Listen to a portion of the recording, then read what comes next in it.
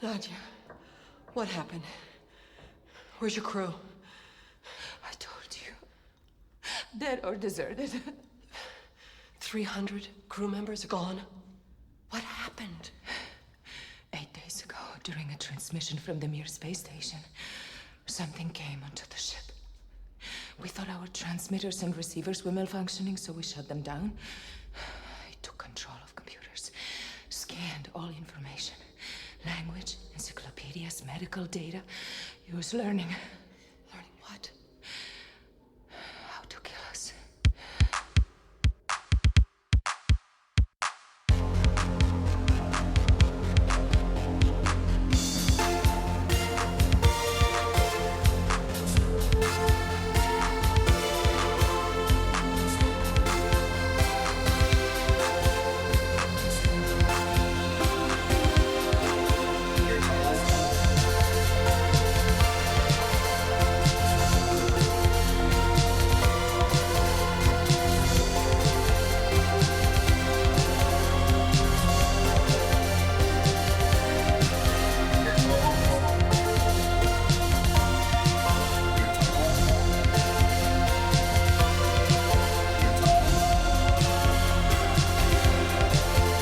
You're tall, but I'm standing in front of you.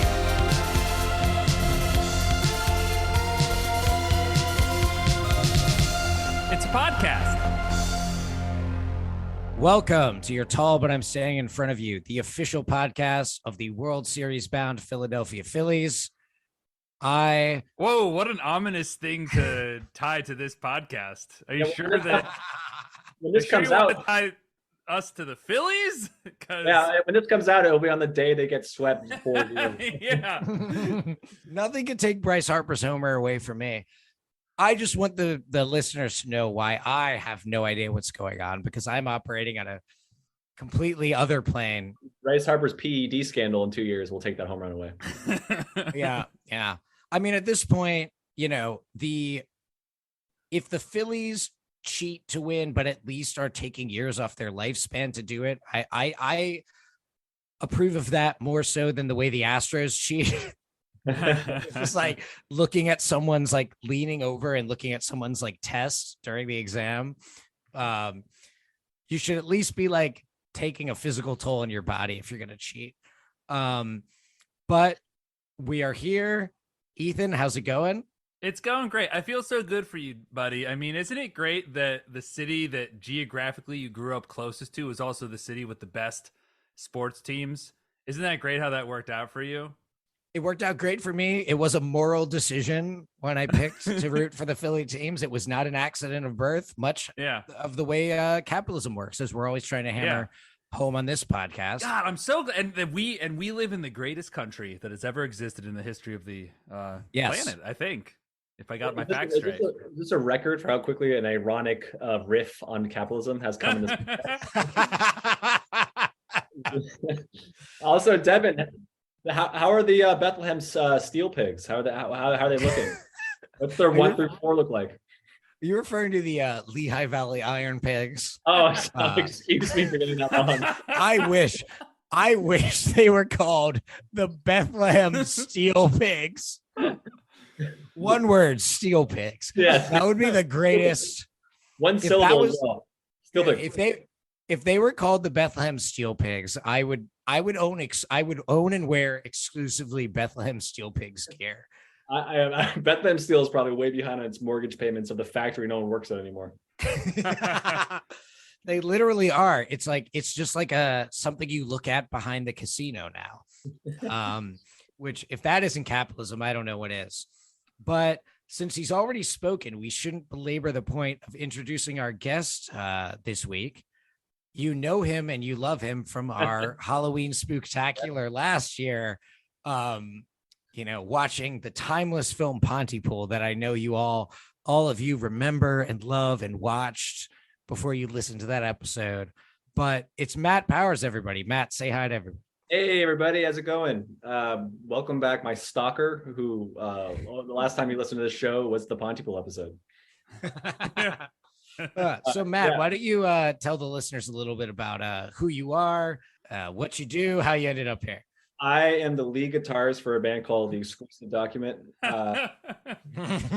Occasionally I play rhythm guitar poorly. But no, that I'm referring to the band Devin, Ethan, and I were in. And is it still on MySpace? Is it available? Can we push people to That's it? a great question. There's definitely YouTube videos. If you search YouTube for The Exclusive Document in quotes, you will find we're on there for sure. Once described by a student publication as caterwaulers, I believe. Yeah. Yeah. Badge of honor. I'm also the creative director for Team Coco, which is Conan O'Brien's podcast network, where we have a lot of fun shows that you should check out. Man, you've really fallen on hard times since the X-Doc, haven't you? Yeah. I'm still I'm still afraid someone at work's gonna say I'm caterwauling when I'm in it. Yeah. Yeah. No, that like we should really do a reading series on the pod sometime of just some of the reviews that our college band got during we get more than one. I thought that was the only one. I guess that maybe that is the only one. Well, we should do it anyway. But thanks for having me back on. A lot of fun being on the last one, and also I think this movie has given me newfound appreciation for Pontypool, which I think I was kind of hard on, but I want to go back and say, compared to this movie that we're about to talk about, Pontypool is a masterstroke of genius. Yeah, because I think like Matt, I think where we steered you wrong last year is we actually picked a movie that's like not that bad, right? And we were like, it's a podcast about bad movies, but like we're watching one that's like, it's kind of good. We're back on our bullshit this week. Yes, very much so. With, Ethan, why don't you tell the folks what we watched for Halloween Spooktacular 2022? We watched the 1999 classic Virus. Probably the film when you think 1999 in the film, you think that classic with Jamie Lee Curtis, Donald Sutherland, the other Baldwin. Virus. Yeah, which Baldwin was it again? Is that Billy? It was Billy. Yeah. I thought it was Steve for like a good 30 minutes. That would have been great. It's Billy. I gotta say, he's not even close to the bottom half of the actors, and it's like the amount of the acting that goes into this movie. He's actually weirdly, for me, kind of closer to the top and the bottom, which is I'm surprised to say. No, he is like acting circles around some of the people in this movie, as it turns out. And it's like when you think of 1999, right? 1999, famously one of the great years for film, like in history. You've got Fight Club, you've got The Matrix, you've got Eyes Wide Shut, you've got American Beauty, you've got Magnolia, and you also had a film called Virus, directed by a man named John Bruno. Now, I don't know how much like Wikipedia research any of you guys did, but I'm going to set the over-under on how many other films John Bruno directed at 1.5. And I want you to both guess over or under. How many films? Can I ask a question before I answer? Was this his first film? It was the first film he directed, I believe. It was his first film he directed. So so you're asking how many movies did someone give him after this? Is it more or less than 1.5? 1.5 is where I'm going to set the over under. Ethan, I reject your premise. It's like saying an over under on how many empires Augustus presided over. How dare you? Because this man's work goes far beyond Virus. I think I don't want to get ahead of it before we get into the plot, but like this is a sneaker into the James Cameron universe is what this film really is. Exactly. Yeah, this is the generic version, like your mom wouldn't buy you the Rugrats doll at school, but you would get like Trash Baby or whatever. Like, it's the Mega Blocks. Yeah. I will say, while you're considering your answers to my over under, this was not a guy that came out of nowhere. He was a very well-renowned visual effects artist. He has an Academy Award for best visual effects for The Abyss. Mm-hmm. He also worked on Terminator 2, True Lies, Titanic, and Avatar, in addition to The Abyss, all James Cameron movies. Impressive. He worked on Ghostbusters, Batman Returns, X-Men The Last Stand, Kingsman The Secret Service.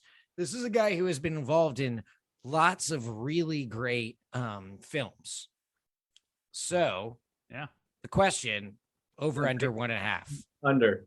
It's got to be under, right? It's 0. I should have probably said it at a half. Still be seems honest. too high. Still seems too high. 0 is too high. The problem is, anytime you're going to ask someone, how many more films do you think this guy got to make? Yeah. But then you see some pretty bad movies where directors get time and time again get whacks at the apple, and you just don't understand. Yeah. So it could have been like, had you told me he directed 16 more movies, I actually would have been like, that makes sense. I also like that this movie was written by 2 people. I'm always fascinated when a terrible movie is written by 2 people. That means like 2 people had to agree on things were good ideas. And boy, are we going to get into one of the 2. This teaser for later, I have a lot to say about one of the 2 screenwriters, but we'll save that for a little later. So Virus, let's start going through what actually happens in this spoiler alert dumpster fire of a film. It's based on a comic called Virus, also by Chuck. I'm going to guess it's Ferrer, but interestingly, his name begins with a P and an F. So he kind of, for a guy that's writing about viruses, he kind of has this like Pfizer aesthetic going on. Ooh, which I thought was interesting. That doesn't sound like a coincidence, my friend. This film cost $75 million to make. It made, anyone want to guess? 18 million. I thought it was like 20 million. It was 30.7 million. Wow. So you guys are a little down on it. I want you to have to remember. It's a little higher now because I rented it. So it went up $3.99. It went. We have been updating the Wikipedia page after this. I think you guys are a little down on the box office number because you are people who have already seen Virus. You have to remember that the people buying tickets to see Virus hadn't seen Virus before. Devin, would you or would you not agree that someone who saw Virus would then tell all their friends not to see Virus, who then tell their friends, much like a virus? Ooh. Man. So we open on a Russian research vessel, which apparently is called the Akademik Vladislav Volkov. Yeah. Who was a Vladislav Volkov was a Soviet cosmonaut. Yep. I don't know if this is a real ship or not, but he was Soyuz a real 11. person. What's that? Soyuz 11 was where he died. Oh, good for These you. are the only 3 Knowing humans about to these ever things. die in space was with Soyuz 11. They it depressurized in space, and so it landed perfectly. You gotta give it to the Soviets. The spaceship did land perfectly, but all 3 cosmonauts were dead inside of the. Tell me that it didn't land, and then like the staircase went like gunk, and they all. I mean, if that's not a metaphor for Soviet style management, I don't know what is. So we're on this Russian research vessel. They're in communications with the orbiting space station Mir. People probably remember Mir from back in the day. It eventually fell into the ocean. There was like a big like inflatable target. I think it was like Taco Bell. Do you guys remember this? When Mir fell, it was like if Mir hit the target, everyone was going to get free tacos. Unless it was the size of Montana, was impossible. Like there's no way it did, right? No, it didn't. It definitely didn't. But I do think that was a like a promotion that happened. It's a pretty good. Whoever came up with that, it's a pretty good idea. That's yeah, good, it's much lower odds than when like an opponent of the Sixers misses 2 free throws. But like I respect them for they definitely got a lot of press for that. Yeah. Can I interject something that I found astonishing about this movie? From the jump, I thought I had a setting wrong on my TV. I've never seen a movie in my life where only some of the lines in a foreign language are subtitled. Where like it's only the shit they want you to know is subtitled, but they're talking. They have a whole conversation in Russian. They from the jump subtitles. Great. I don't speak Russian. Great. So I know what's happening. Then all of a sudden they stop and the subtitles gone. And then just a random conversation like a minute later, suddenly they're back and they're gone again. I've never seen this done. I don't know if you guys have. I was shocked at this creative decision.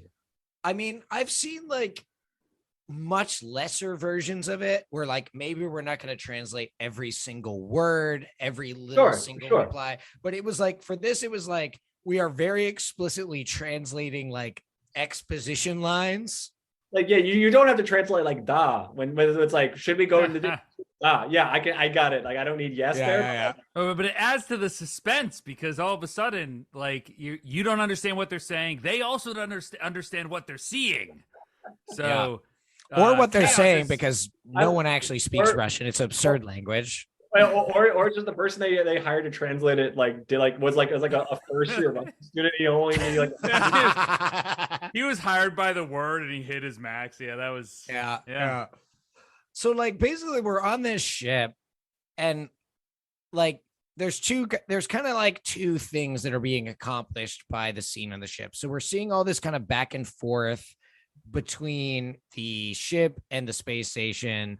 We're getting the sense that like some kind of, we don't really understand exactly what they're doing, but they're like doing some kind of transfer of like data or information is going to be beamed down. But we also get these like character moments of like, it's like the woman is playing chess with the guy that's on the space station and she like gives him a move and he's like, oh, geez, or maybe it's the other way around. I don't remember.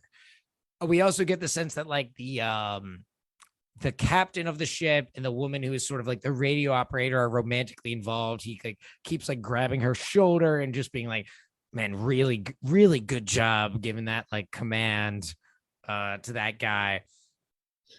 A lot of this kind of back and forth again, like not translated. But essentially this like, I don't know what to call it other than like a mass of energy.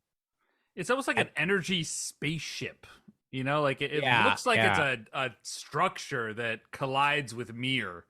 They're all like, oh shit, you see that thing that's coming towards us? It looks like Aurora Borealis at first, but then it collides with Mir and does a bunch of electricity and fucks them up. The Russian woman who sees this thing that no human being has ever seen before is so underwhelmed by it that she like takes out like an old school camera and starts recording before she like tell someone to look out the window. I mean, the shit that woman had seen like prior to that, like she was in Stalingrad. Yeah. No, there are prequels that explain all of this, right? You're just like, but so essentially, like that energy ends up like beaming itself down into the ship, into one of its like satellite dishes. Can I make another comment here, Devin? I promise I'm not going to interrupt every 5 seconds here, but the beginning of this movie made a lot of choices that I found very interesting. I think there's a countdown clock that is counting down to when it shoots the beam to the ship, and it is a unit of time faster than seconds. And I was curious. And there's no milliseconds. It just like goes 5, 4, 3, 2, 1. It's probably like 3/4 seconds. And I was just perplexed as to why a machine aboard a space station would have a countdown clock of something that is those are Russian seconds. In Russia, you know, the classic phrase in Russia, a minute is a second and a second is a year. That's what they say in Russia, my friend. I don't know what it means, but it sounds deep. That's a good point. I would also when they cut to the Russians, they play this music, like that classic like Russian music, as if it's a harsh Russian winter, as they're like doing in the South Pacific, just sort of chilling. But it's just to establish that these are Russians. So now you know we've got like that harsh Russian winter music. Yeah, they're Russian. They love playing chess and they love having wives. Mm-hmm. Yeah, because later on they showed that dude's wedding ring. So were they suggesting that she's married to the captain? Because I felt that she also kind of like she throw like this Nadia because like this movie's very poorly written. I feel like they give her like she's like sort of like ooh when the captain touches her, and then she like has a flirty moment with the astronaut in space. And I thought so too. And I was just like this poor actor. She's just like I'm in this cool big budget movie, and like her first 10 minutes of this movie is like seductress. Like she's like the highest level like science officer who's like ever lived. She's like I will say one thing about this movie: multiple people in this movie are the smartest people who have ever lived. Like the ingenuity with which people come up with ideas or understand organic or technical matter or technical magic makes them the smartest people who. I will emphasize. Yeah, her as one of the two women in this film. Neither of the women in this film, we could maybe, when we get into it, talk about this versus like Aliens, which is this idea of like a strong female protagonist. Yeah, both of them have a lot of those moments where you're like, oh, that's okay. I guess that's how we're playing it. Cool. Yeah, I completely agree with Matt. They are definitely playing up the idea that she's like being flirtatious with the astronaut she's playing chess with. Which then when you because I didn't get the sense in the opening scene that she was married to the captain. I didn't realize that. That's because they give you no suggestion that she is. They give a suggestion that she's in some way romantically linked. Yeah. To the captain. Yeah, but like she's just like, you can't just have a smart Soviet woman. She has to also be like kind of fast, I guess, in the parlance of the Stalinist years. I think that's the term they would have used. Maybe if she was more focused on her work, this wouldn't have happened. Yeah. But so that's the lesson of this movie. I don't know. I don't know. I kind of felt so. So anyway, we then pretty much so the electric surge is like fucking with this shit's going bad, but we hard cut out of that. So we're on this tugboat, the Sea Star, which is in the middle of like navigating through like a hurricane or a typhoon, I should say, and it is captained by a man named Robert Everton, played by a Donald Sutherland, who I hope was actually drunk. Like Robert Klute Everton. Yeah. And he's just like, and then like, who else is on the crew? Like Jamie Lee Curtis is on the crew. Billy Baldwin is on the crew, who I spent most of the film thinking was Stephen Baldwin. But then like, there's this amazing moment where like, they're like just going through this storm and it's not going well. And the crew's like, we gotta like ditch the cargo or whatever. And like Donald Sutherland with like, just this look of his eyes of like, the kind of certainty that only an alcoholic can have, just being like, the cargo is mine.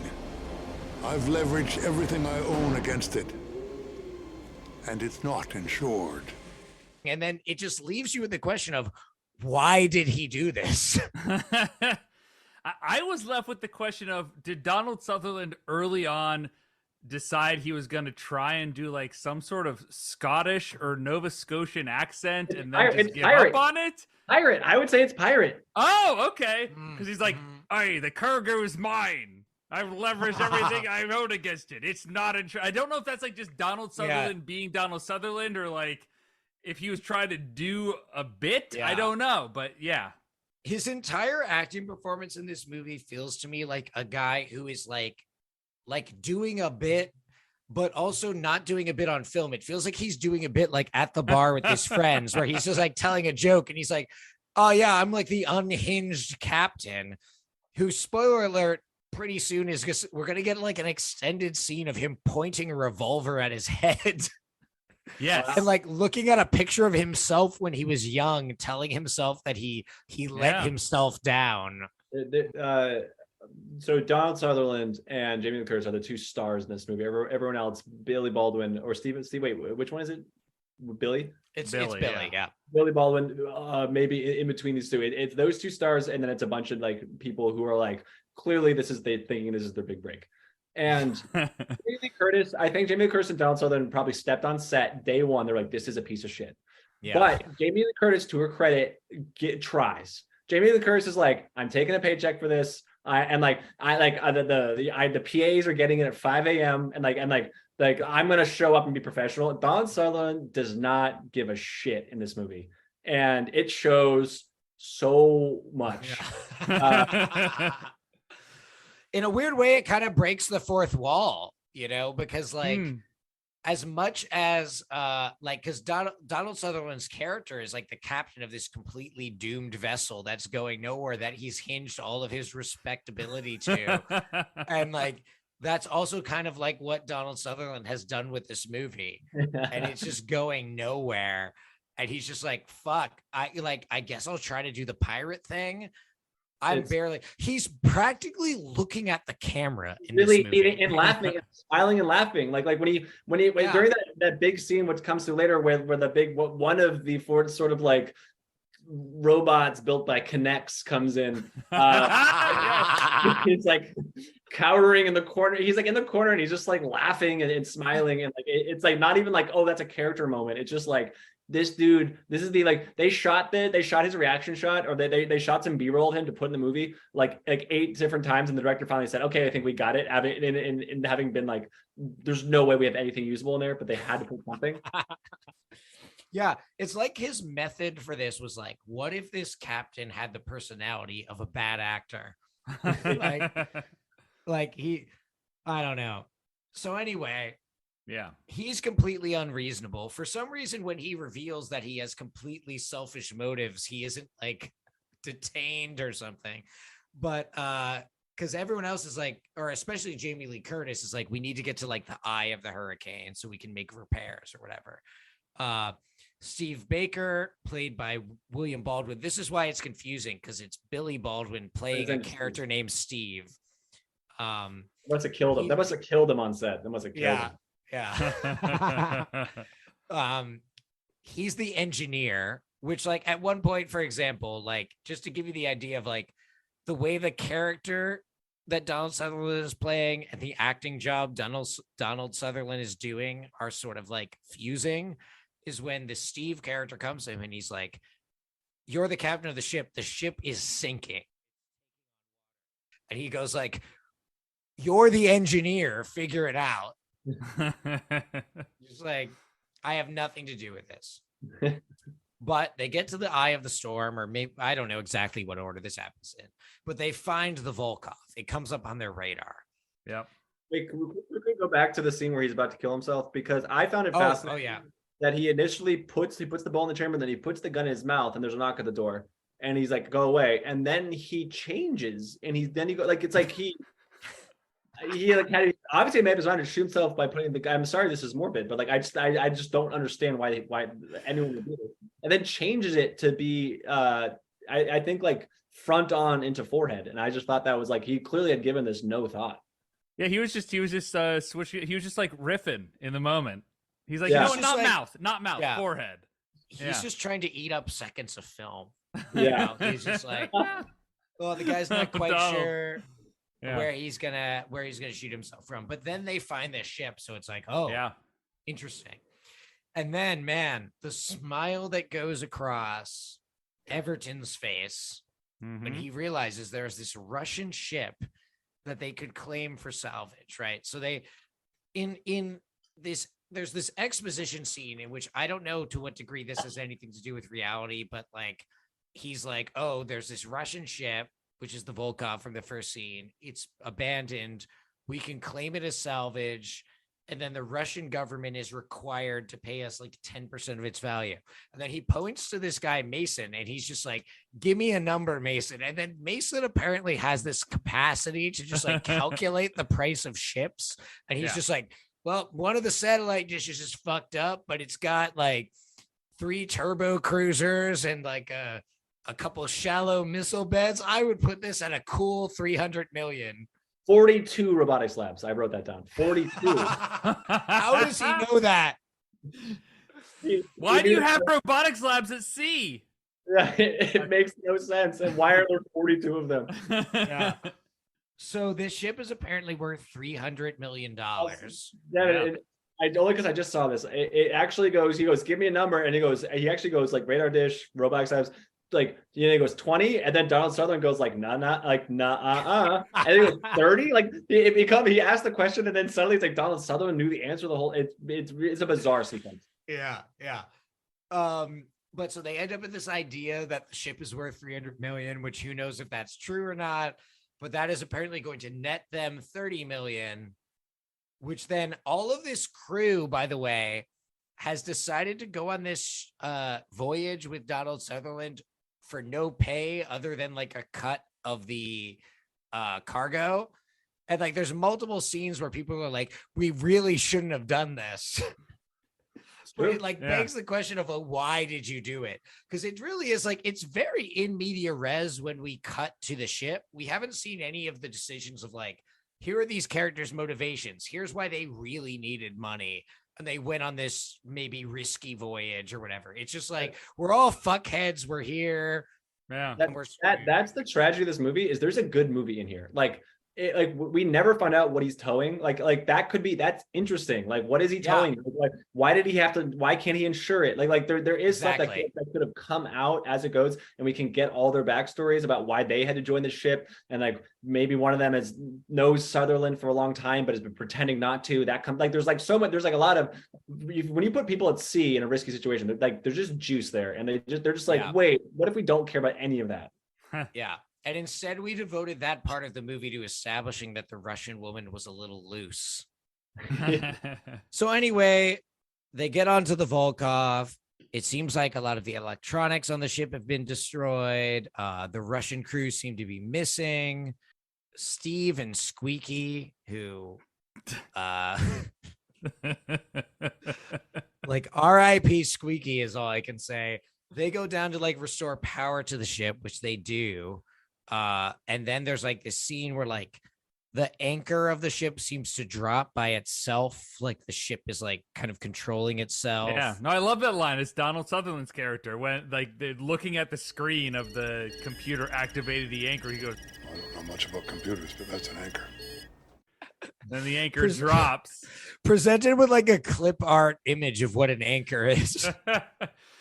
There's also when this movie does this beat a million times where it plays very dramatic scary music and then shows you something that's the opposite of scary. when they cut, they show that the aliens have control of the CCTV cameras, and it's zooming around, and you see it zooming around, and then it catches Donald Sutherland, and it zooms in on his monogrammed jacket that says his name, and like the music swells as it punches in on his name. It's like, oh, it's got his name from the monogram of his thing, and it's like it's supposed to be like pull the blankets up above your eyes, like it's so scary. Yeah, so the disaster of the anchor dropping is so one of them can't swim when the anchor drops, and like he's like, I can't swim. It's like you're serving on a boat in the South Pacific, sir. That was amazing to me. Like, why are you can't swim? You're signing up for like the shipping uninsured cargo without like any sense of why you're doing. Like, this is where like when Matt says how there's a good movie here, there's an interesting movie about like why did all of these people decide to go on this clearly doomed voyage, but we're all just kind of like, we get this like random bit like, I can't swim, and it's like, well, why can't you swim? You should learn to swim if you're like a professional boat guy. Like yeah, anyways, their ship sinks. The ship sinks. Nobody dies yet though. One guy gets injured. For a small ship, I gotta say the Sea Star, it's a small tugboat. It is the most heavily armed tugboat. There is a shotgun or assault rifle and a pistol for every single person on this crew with extras. It is unbelievable how many guns are in this movie. In the comic, by the way, like when that anchor drops, it rips one of the guys in half. So just so we're clear, there are distinctions. That's a cool that's a cool idea. Yeah, that would have. It does feel like somebody should have died in that one too, to sort of build up to. Yeah. Otherwise, it's like, oh shucks. Yeah, but we lost the tugboat. But so they're treating the guy who gets injured. His name is Hiko. He's like the kind of like Maori character. I think he's supposed to be. He's got, has like a facial very tattoos. very New Zealandish accent. Yeah, he's played by a Maori actor who's in a lot of stuff. Wait, let me just get his name. Cliff Curtis. He's in a lot of movies. I think he's in Sunshine, if you've seen that. Yeah. But anyway, while they're kind of like mending his leg, and then also like some other people are off in the ship doing other things. But like Nadia, the loose Russian woman from the opening scene, is apparently still alive. She bursts out of like the one door and just starts like AK-47ing like the entire room. Nobody gets hit at all. I'm sorry. It's terrible aim. Yeah. I mean, that was anti-Russo of me to assume it was an AK-47. Wow. Just wild aim. Nobody gets hit. They kind of overpower her, but she's sort of like talking hysterically about how like you need to shut the power down. This isn't cool. What makes no sense? What makes no sense about this scene is that she only fires when they go to open the locker she's in. But it's one thing if she can't speak English because she doesn't know what's happening. She can hear them talking. She knows they're just and she understands what they're saying. But then when they open the thing, she still shoots the machine gun or whatever. Bizarre. And she comes out in full like sort of like anti-radiation suit kind of thing. Like there's no real implication in the movie that you need that, even though like it's called virus. But there is. You just didn't listen closely enough. They talked about when the virus first got a hold of the ship, it like released noxious fumes throughout a bunch and killed like a quarter of the crew. It activated fire extinguishers. 67 died from halon gas poisoning, quarter of the crew. So that's why she had the anti-gas mask on. So I'm just asking, but that is presumably that dissipated. you please listen a little more carefully when you're listening to films we do for this podcast, because otherwise you're going to say stupid things like that. I do feel I feel really bad, and I'm sorry. Good. My favorite part about this scene, though, is when they radio down to Mason and whoever is with Mason, I can't remember, to tell him about the Uzi woman. It was wasn't it Squeaky? Is it Mason and Squeaky? I don't know.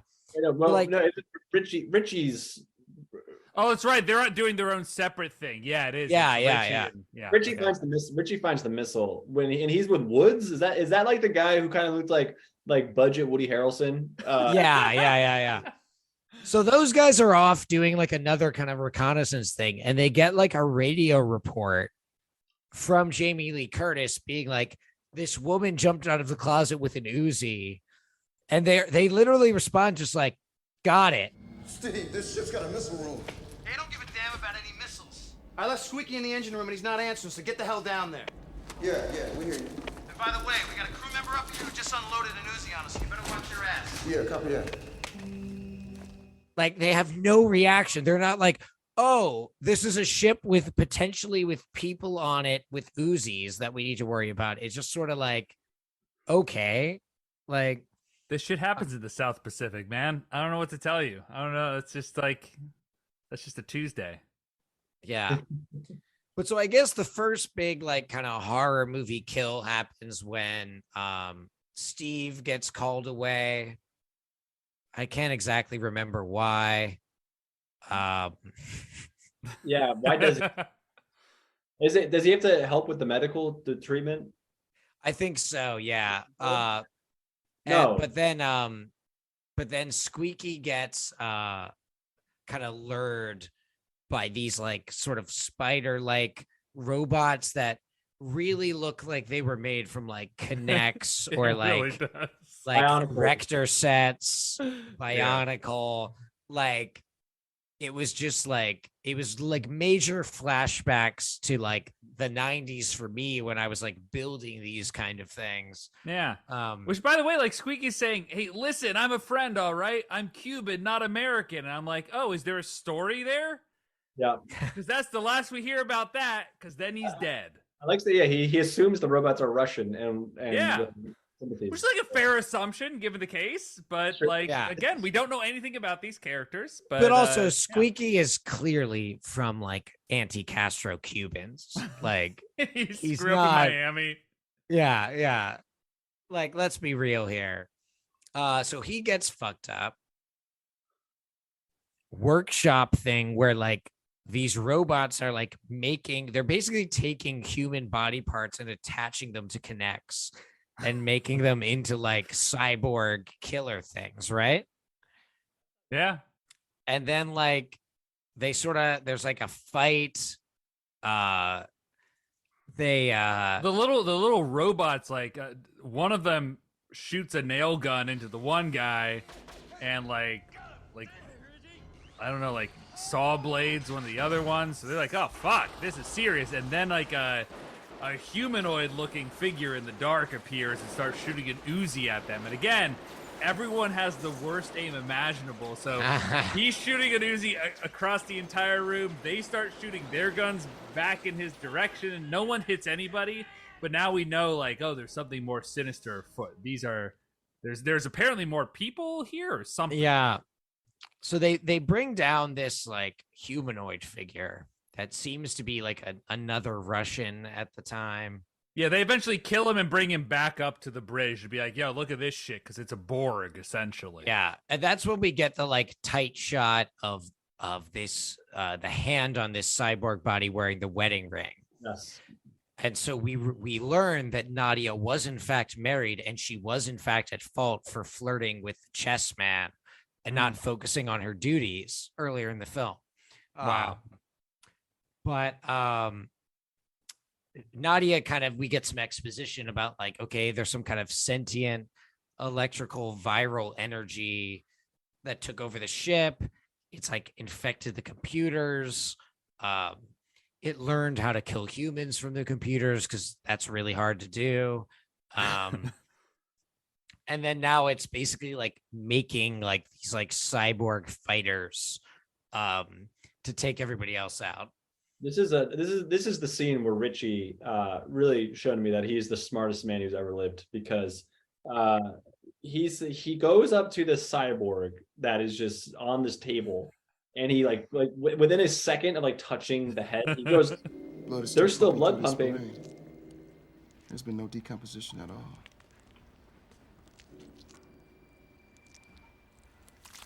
Yeah, here, right here. See, there's some kind of coil or self-contained power supply built right into it. Amazing. This brain is still alive. So he like cold reads the brain, and it comes out. He's the weapons expert. It comes out later in a very funny exposition when the film is nearly over. When he is doing, not to get ahead of ourselves, but when it's the funniest style of scriptwriting where it's a character by himself talking to himself and going, it's like, I didn't spend 6 years in the Navy as a weapons specialist, and like. A weapons specialist who also somehow he's like the most brilliant weapons specialist in the world for what he does later is absolutely incredible. And then he also is somehow a like world-class neurologist who like knows exactly what's happening with his brain. I thought it was fascinating how much knowledge the people on the ship have about everything. I mean, at the same time, he's also, when he's radioing up when they're in that workshop, he's like, there's a machine shop down here with state-of-the-art robotics. Meanwhile, we're seeing the clips of like the little connects things go like blip, blip, blip, blip. Like, they've got connects. They've got connects. They've got Lego. They've got erector sets down here. Also, very it's like Billy Baldwin or Stephen Baldwin or whoever. It keeps being like, you got to get back here. There's dangers, like people being shot, or like we got to go. I can't remember why he has to go back with the group. He's like, get back here. He's been telling for 10 minutes. And then like Richie can't leave the robotics room. He's like transfixed. He's really curious. But it's unclear what he is like. It's an interesting room. I'll give him that. But he like can't pull himself away from looking at this thing. Yeah, it's a fascinating. They got rooms like that look just like that in the Navy. So he was probably reminiscing. He's like, oh, this is the skin room. This is where they put the skin on the machines. I got to see what the Russians are doing here. What I will say, this movie, they built a lot of sets. I will say, like a lot of movies like this, you can be like, oh, they're using this room, and I'm sure they did do that. But they did it. If they did a very nice job of making this this ship feel incredibly vast, which I actually thought was genuinely cool. Yeah. They even built, apparently I was watching the behind the scenes because that's a thing I chose to do. And they like built the ship on like a ballast. So it was like going forwards and backwards with the waves, which you wouldn't know because they don't really do anything with that. But apparently they built an entire set on like this whole piston that was like going up and down with the waves. Wow. Yeah. Good use of money. All right. So to fast forward us a little bit, stop me if I skip something you want to talk about. But so Richie is talking to the computers. He learns that like the alien, it's unclear if like we're talking about like one being or like sort of a more of a hive mind situation. But it keeps saying, I am aware, and it views mankind as a virus. So actually we're the virus. Yeah, they had like one encounter with like a big bad robot dude, and they like close themselves off and start typing into the computer, the communications room, and that's where they talk with the alien. Yeah. Who are you?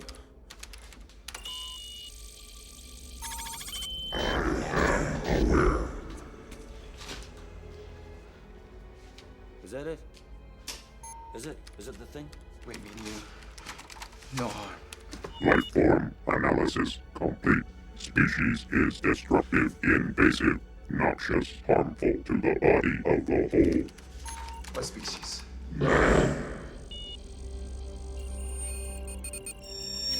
You are virus. Great. Just great. Good things with germs. Yeah. And so like Everton, Donald Sutherland, right? He starts engaging in a little like Turing test chat with this alien AI, and tells the intelligence, I am Everton, which remember the computer knows because we had that like really tight shot of his name tag. Yeah. Filmmaking 101. Yeah, and I am the dominant life form, which somehow he knows that's what to say. It doesn't end up being the right thing to say, but he does say that, yes. It doesn't serve him well, I guess, in the long run. And like he ends up essentially making like a bargain with like the intelligence, the alien intelligence. I've never seen a human being, even if he's a cold-hearted bastard like Everton is, walking through that room of human viscera. I will say this movie goes hard on human viscera. Viscera and whirring machines creating human alien machine hybrids. This is Donald Sutherland's like the check cleared. I don't have to do anything anymore. Just walks through it like a father being pulled through Disneyland. Like let's not give a flying fuck about what anything that's happening. And it's like the craziest, the darkest, scariest, almost awful shit. And he's just sort of like, yeah, like what's up? Turns his back on humanity for an unknown, for like we've seen one drop of a hat. We've seen a Connect spider in his meeting, like I'm on their side, like fuck all these people. Yeah. And again, like this is a scene where like I will go on this ride with you if you show me something about Everton that makes me like it's a huge, maybe it's still too huge a jump, but like, give me something that like make him be seduced in some way, right? Like have there be an actual like seduction process. Instead, it literally ends up having the like dramatic force, Matt, as you're kind of saying, of like your dad walking in on you when you've just finished building your like new Connect set or like your Lego Flying Ninja Fortress, and him being like, wow, that's pretty cool. And I'm going to divorce. Yeah. I'm going to divorce your mom so I can live in the Flying Ninja Fortress. So I can upload my consciousness to this fucking alien. Yeah. But he was clearly suicidal. He was about to blow his brains out. And then the only thing he had going for him was this $300 million ship that was his ticket back. And so to me, it's like, it's literally just like, whatever it takes, I'm going to get this ship to a port. Maybe it's going to kill humanity, but like, this is it for me. So I'm going to do this. Because if I'm dying, maybe I'm going to suicide all of humanity with me. But this is the entire problem with why it's such an issue that the film doesn't give us any kind of backstory for these characters. Because we are introduced to the Donald Sutherland character from the moment we meet him, he is already completely over the edge. Right. You know, so we never see him. We don't start with him before the edge. Like he's well over the edge. And then he just meets the, you know, so it's like, yeah, on a plot level, I could be like, okay, this guy was really fucked up and that's why he did this. But like, they don't give me any sense of why he's that way, which is like in real life, when I meet someone that fucked up, I say like, have a good night. And I turn around and I leave, you know, which is sort of what this film does to me emotionally is I'm like, I want nothing to do with this guy. This guy's bad news. It doesn't, there need to be some like earlier moments where like, I can at least like, I don't have to fully empathize with him, but I can at least like understand how he got here and feel a little bad for him instead of it just being like, you just met like a guy off the street who's the wildest dude you've ever met that instantly sold out humanity for like a Kinect's arm. Or can he at least be like, hey, I'm the captain of this ship, but like we can all, you don't have to kill these other humans. Like can he at least try to like be like, I like, as long as I give all the money I will get all the money, but you don't like, trust me, you don't have to kill these people. And then it gets out of hand. You know what I mean? Like, so it, but the way he does it, all I'm saying is y'all are asking for all this, like a monkey paw situation where like, but would you really have wanted to watch the 2.5-hour director's cut of Virus? Do you really want that, or do you want the idea of that? Yeah. So anyway, he does that. Doesn't go well for him. Essentially, am I missing anything? We're basically in like an action set piece from now to the end.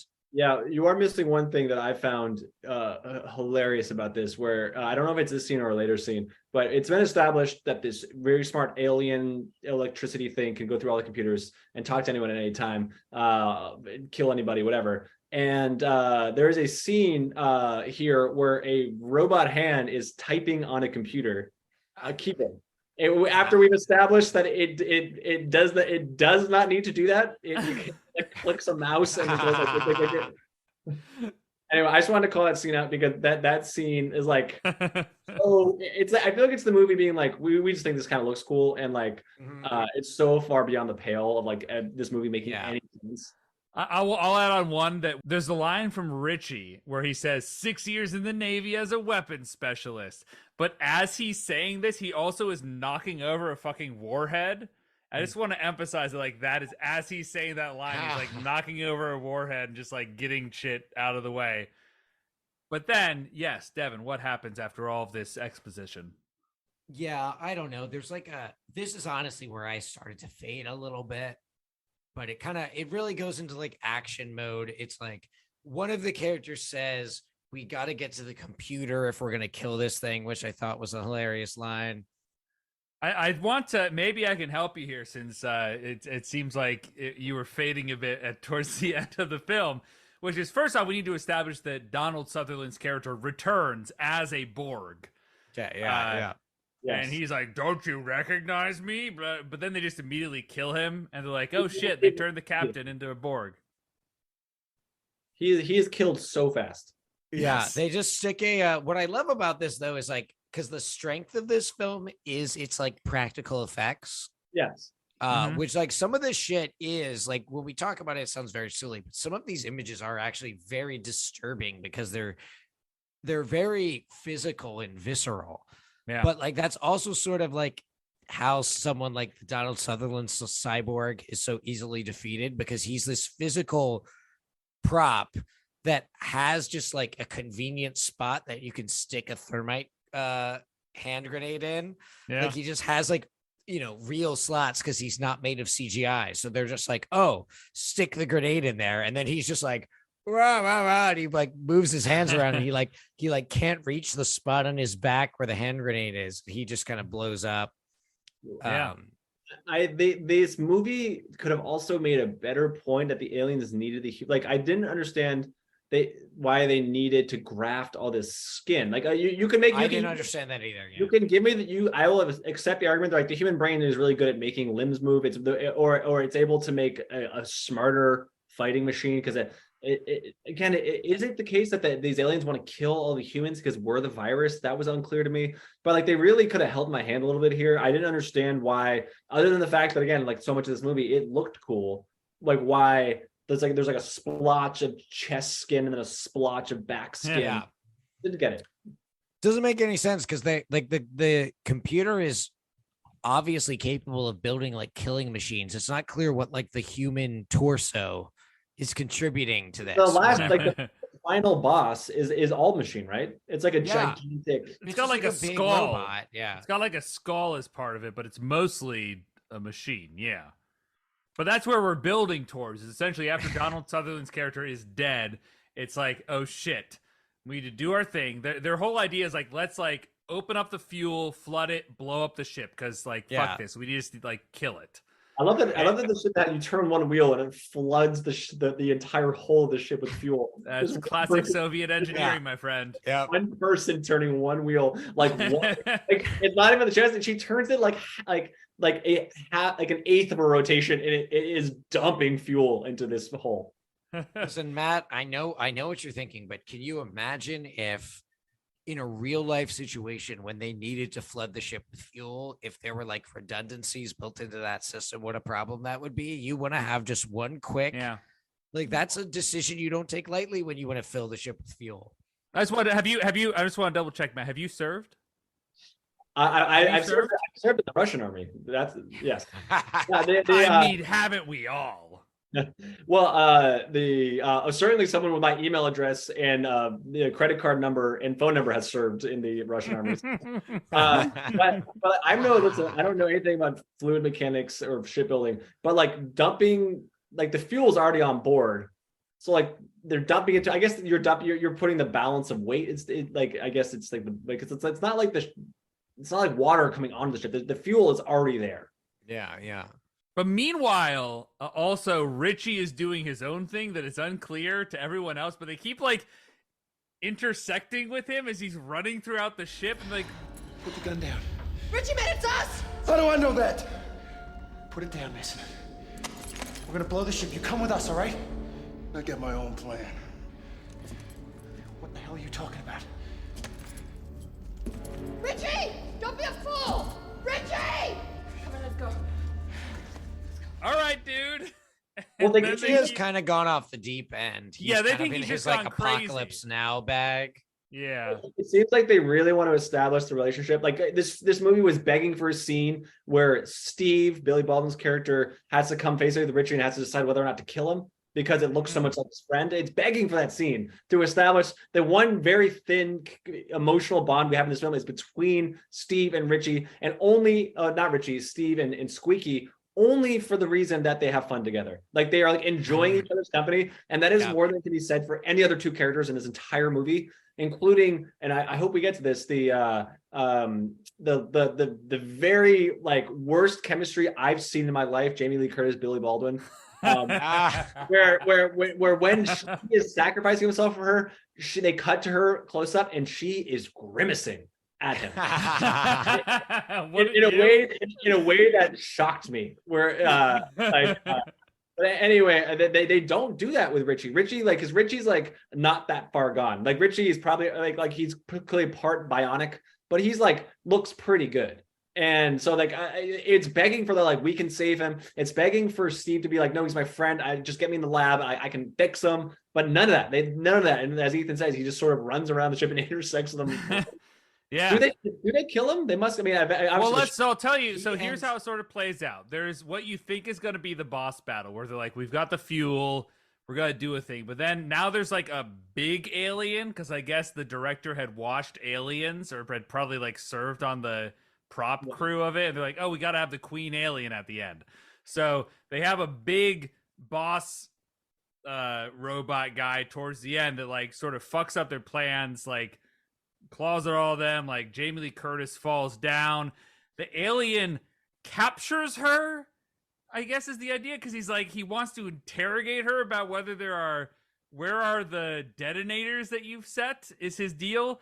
And it's actually a very funny scene because she passes out, she wakes up to be interrogated by the alien as this like giant monstrous creature. Yeah, and he's like, "Where are the extra detonators?" And she's like, "I don't know." And then immediately, one by one, I guess Billy Baldwin and the Nadia, that character, their plan was, let's go in one by one with guns and just shoot at the alien. So Billy comes in, shoots at him, doesn't really work. Nadia comes in, shoots at the alien, doesn't really work. And they're like, well, our flawless plan to save our friend didn't work. But then Richie like pops up out of the woodwork with an RPG and is like, fuck you, motherfucker! And he shoots it, and it blows up the alien, mechanical creature, or at least like stuns it, because Jamie Lee Curtis is able to now escape. Everyone sort of runs. Also, this rocket blows in a gigantic fireball with Jamie Lee Curtis is maybe 8 inches from this. Yes.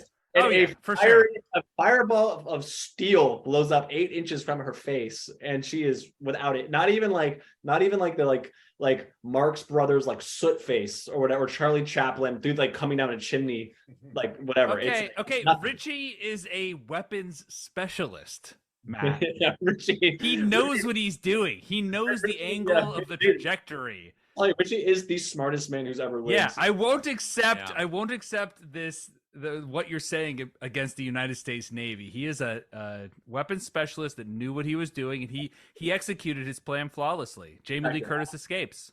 I'm also I don't know if if you guys are interested in power ranking the acting in this movie, but I would put Richie pretty high up there. We should do that for sure. Richie provides, I think, a spark here, and I'm not sure how good like the acting was, but I gotta say, like he goes for it, and that again is just a lot more than can be said for him. I think it was his best performance since his time playing with the Minnesota Vikings.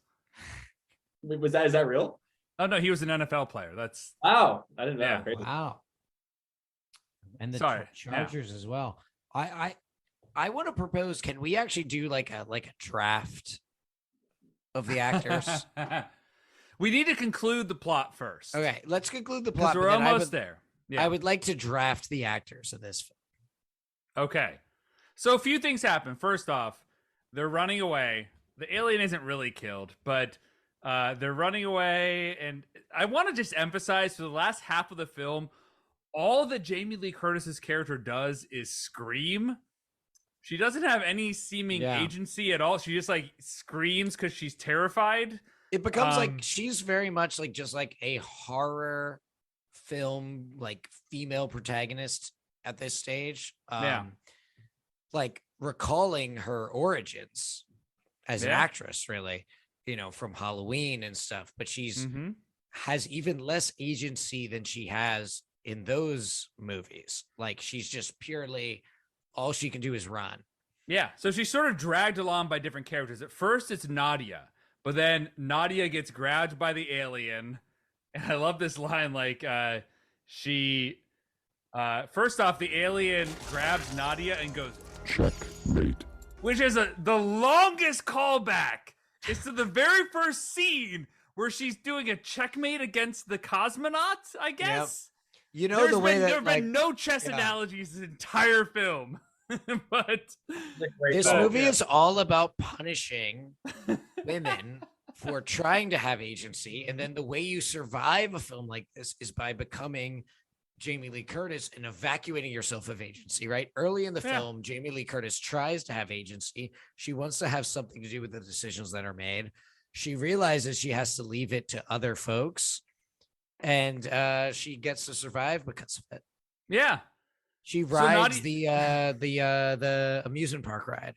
Oh, yes. We're about to get there. But first, Nadia, the alien, asks her, are there any other detonators? She goes, just one, which apparently means I'm going to shoot this explosive canister near us, which kills Nadia, does nothing to the alien. So, like, sorry. Thanks, Nadia. You're dead. The alien keeps rushing after Jamie Lee Curtis. Jamie Lee Curtis runs into Billy Baldwin's character, who's like, hey, I was chatting with Richie, who, by the way, is now dead. But Richie told Billy Baldwin's character, like, I've got it. Hey, go to the missile place. Go to the missile compartment, whatever that place is. And so they all go there, and it's like a torpedo, like evacuation thing. So they launch themselves out of that. It's a seat for one, and Jamie Lee Curtis is in there, and he's like, "You got to go in there," and she's like, "I'm taking you with me," and she grabs Billy Baldwin, and they launch together out of there into the middle of a hurricane. This is when she grimaces. This is like yeah, and this is it. Your love like a hurricane. I'm not gonna worry. Like that's the end of the film. Like there's like a fake jump scare where she's like thinks she's awake, but she's actually dreaming. But they're actually awake. I want to just one thing I'll call out is the British, who have apparently been observing this the whole time because the ship was trying to get to the British communications thing in the South Pacific. The guy who plays the British general that's looking at the ship exploding, his line is, "Well, that's one hell of a flare." But he sounds and also looks exactly like General Robert E. Lee. And I don't know, he's British apparently, but he's like, "That's one hell of a flare." And it doesn't sound British at all. It sounds like Southern American accent, and he looks like Robert E. Lee, and that's all I'm gonna say. I thought it was an Australian accent. I thought it was like maybe that's what it was. I got that. Maybe that's what it was. But they get rescued, and the last line is Billy Baldwin saying, "Boss, it's all right. It's okay. You hear me? We made it. Come on." Yeah, you kept waiting for like the thing where like, okay, they're back at the on the beach, they're back in civilization, and then like someone's like has a flip phone that and then like opens up on its own, and then like cut to black. Like just a fucking old school. You don't do this anymore. Movie's over. The end. Well, I will say the ending of the comic, the last scene is when they're being rescued. It shows a floppy disk in the wreckage of the ship after they're like, "Wow, glad that's over. Everything's destroyed." But then there's this floating floppy disk in the water, and that's like the ooh. And little do they know that contains that contains a PowerPoint presentation.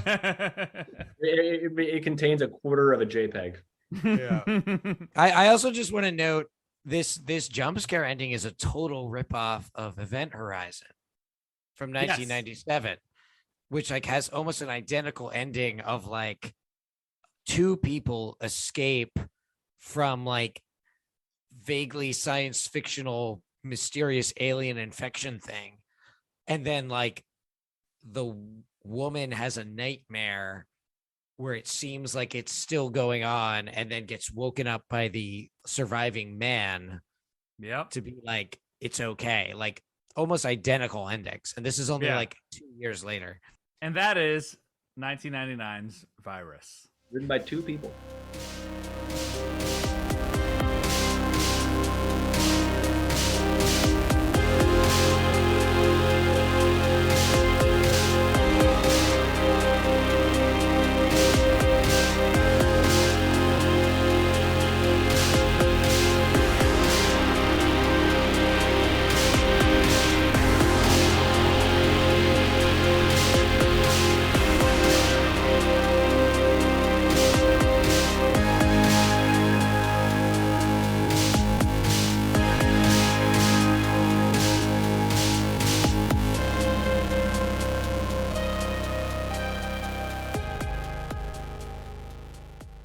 So, Matt, you may not be familiar with this segment because since you were last with us last year for Pontypool, yes, we have a new segment that we are doing, and that's something that we like to call Vox Populi. Okay.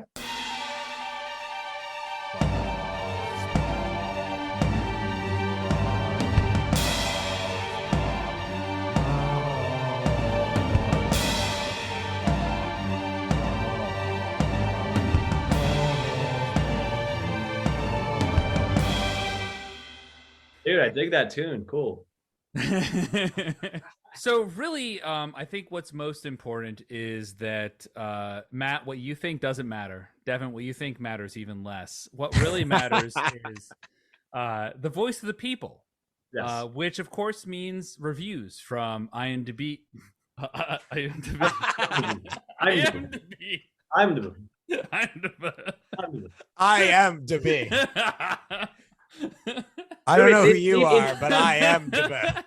It's DB Cooper telling us where he is. Oh no! Right in front of Follow us. the clues, ladies and gentlemen. Oh my God, he's online.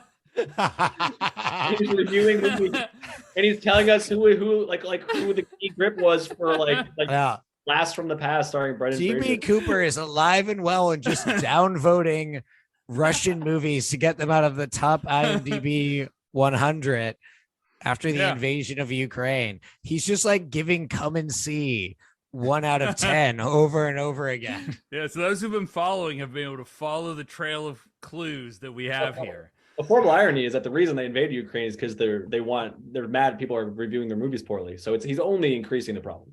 It's it. Yep. It's exactly it. And so good lead into our Vox Populi segment. And the way it's going to work this week is this way that I'm about to explain to you both. I have 3 reviews. These are 3 reviews that come from the internet, which maybe has been intersected by an alien beam. We don't know. We can't say.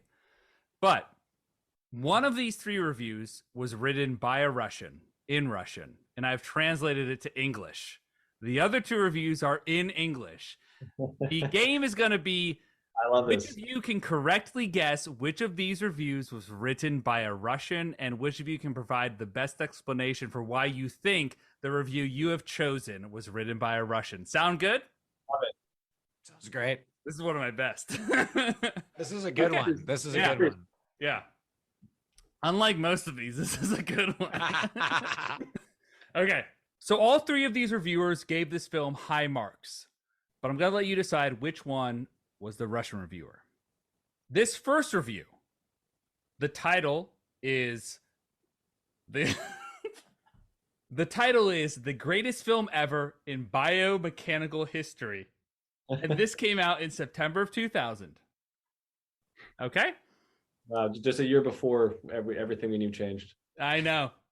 Got it. Yeah. So, yeah, it was still the end of history. Things were hunky-dory. Everything's fine. And this was the greatest film ever in biomechanical history. And let this reviewer tell you why.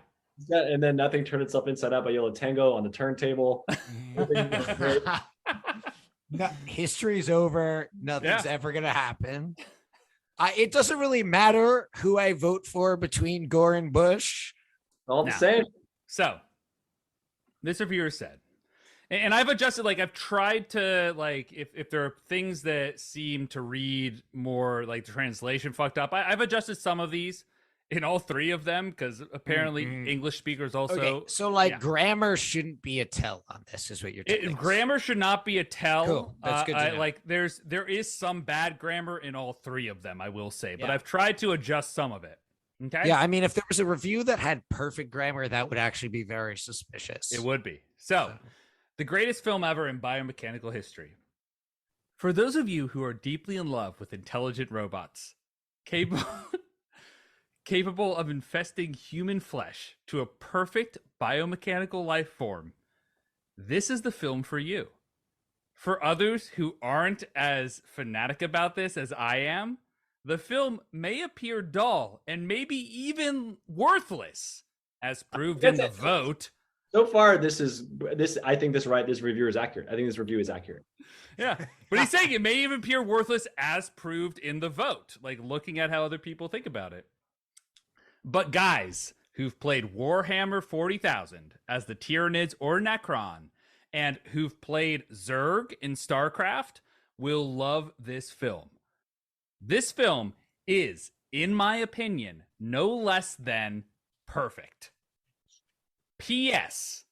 If anyone knows anything about a sequel to this film, please let me know of it through my mail. Okay? Do they list an address? Nope. I'm assuming you would find it. And by the way, this person's username, I won't give the full username, but it does begin with Biomech. Nice. So this person is really into that aspect. In the year 2000, the internet's still kind of young. For consumer internet, is still young. So you might not know how to find out if there's a sequel. So I'm going to give this person a little bit of Yeah, benefit of the doubt that like there that's might be true. Yeah, that was a year out. a sequel out there just like somewhere like you just don't, you can find out in 3 seconds right now if it's something that's a sequel. Yeah. Yep. All right, so that's the first one, the greatest film ever in biomechanical history. The second review. The second review is called Good Plot, Interesting. Advantages, very interesting. Wait. Yeah. Can I get a date? This comes from 2021. Oh. Yeah. So, from 2021, good plot, interesting. Great question, Devin. What was that? You got a month on that? It matters. That was from June 14th. Okay, right in the meat of 2021. Yeah, this is right in the thick this of it. is the primary factor I'm using in figuring out. Yeah, I know. Russian. Well, Russians can only review movies in the summer when it's warm enough to use.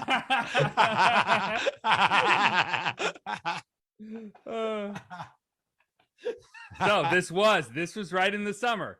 Good plot, interesting.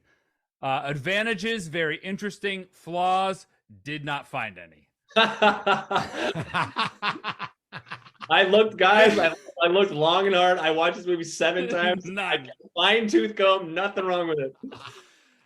This film left a mixed impression on me. Of course, I've watched it several times, recorded on DVD, like most of these films. Of course, I love fantasy. I like this film because it perfectly shows how bad it is to have a quarrel within the team. It doesn't matter which one. This plot doesn't need to be told. Thank goodness. Whoever watched it will understand me. I would also like to note the excellent cast. There aren't many really great movies out there these days. Now, this is purely my opinion. I don't claim to be the ultimate truth. Moreover, I don't want to offend anyone or impose my point of view on anyone. I'd never do that. I'm just stating my opinion. Wow. End of review. Very circumscribed.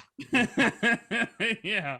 All right. I want you guys to know how I'm thinking right now. I think the second one way more Russian. Very. I think like the team dynamics. I think that's important to a Russian mindset. Whereas an American, I think it's much less me. So I'm leaning to it. No, the collectivism. Yes. Wow. The kind of like almost like. Never mind. Say it, Devin. The insistence that you would never impose your view on anyone. Yeah. Glad they got this out in 2021. All right. The last review. Assert an acquired taste. This comes from 2018, January of 2018. January 2018. Okay, so the Russians are sleeping. I'm freshly 29. Virus is about a group of people who investigate a ship and find out that a technovirus has infected shit. They've bleeped out their swear words, so I'm going to assume what the swear words are throughout this, just so we're okay. Infected shit and starts building mechanical robots and cyborgs for some reason. It is solely the conception that is the reason why I give this movie a high score. I cannot believe I missed this one because the scene with all the mechanics and flesh bonding is what I create in my art. So I did not see that coming. So, we got an artist over here. This is essentially a documentary about me. Yeah, that's what this guy thinks. So, I loved this movie. But yes, if the concept was anything else, I would say this is a typical survival horror that is uninspiring and unoriginal, and seriously, they need good writers like a motherfucker. But the pacing and bloody violence was happy fun. But this movie is cyberpunk gold, so go plug a hairy butt. Wow. End of review. So I think this is maybe a little cheating. I think you're trying to push us to this one being the Russian because it's a little garbled. Okay. However, I think the starring of the swear words, if you translated that, you would not know the swear words in Russian. enough to, if they were starred, the Google Translate wouldn't pick up on it, and therefore, I think it was starred regardless. I'm filling in what I think the swear word. No, I know, but what I'm saying is, if it was written in Russian and they were starting the Cyrillic alphabet, they were starring it. I don't know that like the translator, like how would you think, oh, he's clearly saying shit in Russian, therefore I'll say it was starred, and therefore my final vote is for 2. And what do you think, Devin? Yeah, so I also felt like you were kind of trying to lead us towards number 3. It felt like you were putting a little bit of an accent on there, which I found a little offensive. Slaughter. Yeah. I also think like if I think go plug a hairy butt is probably like you could probably get arrested for saying that in Russia. No, that's a classic Russian phrase. The classic Russian phrase. All right. Yes. So here's where I'm thinking. So I also think it's 2 for similar reasons, like the collectivism. So we're gonna have to, so I'll pause. On not imposing the view. Let's pause. You both think it's 2, which again, interesting because "Go plug a hairy butt" is like a classic line from Lenin's State and Revolution. But like, I guess we're gonna go with number 2. So what it comes down to, and I'm gonna be the judge of this, is who has a better reason for why it is number 2, Devin or Matt? And Devin, it seemed like you had some ideas you want to share with. I just think the outright insistence from what I'm assuming is like a Russian national in June 2021 that they would never impose their view on anyone has a bit of like a foreshadowing quality, and also perhaps a bit of a defensive response to some like Russiagate hysteria, etc. So I think there's a certain kind of like I know you think I'm just saying this because I'm Russian. But I would never impose my view on anyone vibe that I'm getting from the review. Okay. Wow. That is like a Freudian, you really got into the head of that person. I'm going to do something that I consider to be unprecedented. And I am, even though I was, and we can roll the tape, I was early on 2 to come on 2. I'm switching my vote. I'm switching to number 1. Wow.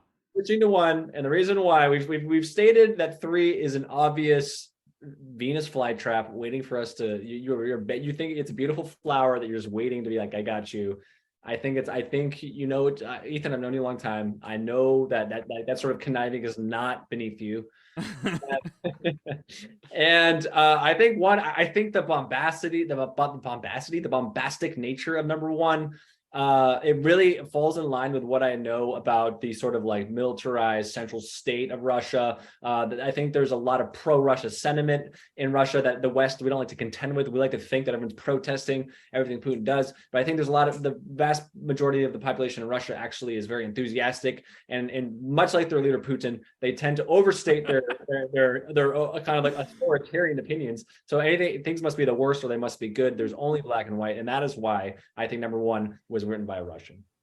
Wow. So first off, explanation for why definitely goes to Matt. But it's not good for, but that's not good for me. I have a 2-pointer, which is 1. Would you believe that I put all of these out there just to get your biased views about the Russian people as an answer? And number 2, the second one was actually Russian. Oh man, Matt let me off the hook there. I really did. I did. But I'm glad that now we have it out there, how all of you very deeply feel about the Russian people and their motivations and what would drive them to review the film Virus as like a 10 out of 10 film. Let's just to be clear. Just to be clear, I don't think very well about anyone that would give. I feel like if you took people from if you found the person in every country that gave Virus a 10 out of 10, they probably exhibit all of the worst and most stereotypical characteristics of that country. I gotta tell you, man, the Russian who gave it a 10 out of 10 to me is way less of an issue than like the one guy who's talking about this biomechanical history piece and the other guy that is talking about how it's like his art. The Russian to me seems like the most normal one of any of them. straight. Yeah. I have you clicked on the first reviewer's links to see if he rates every movie through a biomechanical lens? It's like I saw a live action Aladdin, and there were like 0 out of 10, almost no biomechanics at all. It's a very good question. I don't know. Maybe I assume there's no bio. I guess like the genies. Maybe there's a biomechanical aspect to the lamp. I don't know. Yeah. And that, ladies and gentlemen, is a little bit we like to call Vox Populi. Amazing.